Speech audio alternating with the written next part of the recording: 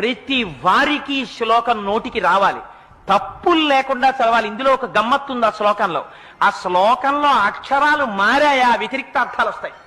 అందుకని తప్పులు చదవకుండా చక్కగా చదవడం నేర్చుకుని చిన్న చిన్న పిల్లల దగ్గర నుంచి అలవాటు చెయ్యండి. స్నానం చెయ్యగానే ఒక్కసారి అమ్మవారి దగ్గరికి వెళ్ళి ఆ కట్టుకున్న తువ్వాలతోటో అందులో బాలల భక్తికి అమ్మవారు పొంగిపోతుంది.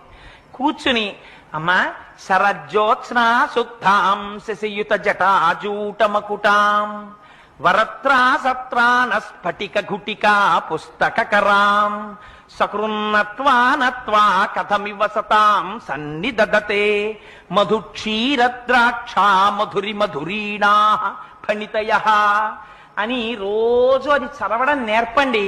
మీరు 1,00,00,000 రూపాయలు ఇచ్చినప్పుడు మీ మనవణ్ణి రక్షించుకున్న కన్నా ఈ ఒక్క శ్లోకాన్ని మీ మనవడికి మీరు నేర్పారా